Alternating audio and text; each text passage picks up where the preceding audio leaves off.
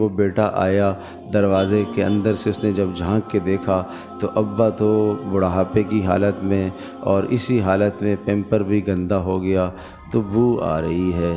تو اب وہ ادھر سے کرونا کا بھی ڈر لگ رہا تھا اس کو۔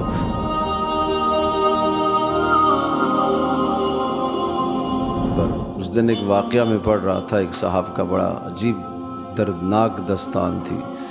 ایک صاحب نے لکھا کہ میں نے اپنی آنکھوں یہ منظر دیکھا۔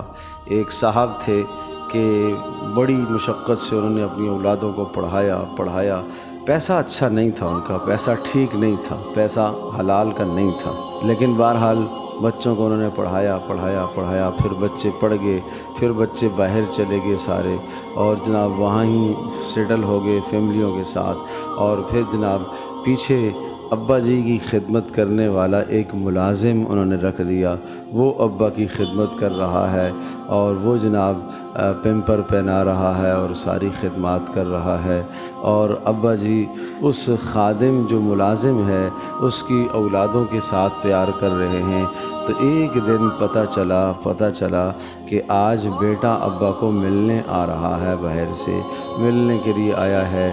تو جناب ابا کو اطلاع دی گئی کہ آج آپ کا بیٹا آ رہا ہے ملنے کے لیے۔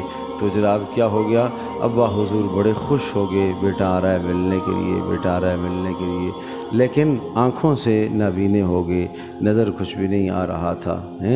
تو اب جیسے ہی وہ بیٹا آیا دروازے کے اندر سے، اس نے جب جھانک کے دیکھا تو ابا تو بڑھاپے کی حالت میں اور اسی حالت میں پیمپر بھی گندا ہو گیا، تو بو آ رہی ہے۔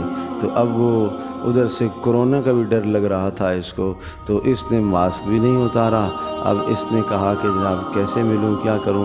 اس نے اسی ملازم کو آگے کر دیا، باپ اسی ملازم سے لپٹ گیا بیٹا سمجھ کر، اور یہ منظر کھڑے ہو کے دیکھتا رہا، اور اس کے مزاج نے گوارا نہیں کیا کہ میں باپ کے ساتھ ملوں یا باپ کو لپٹوں۔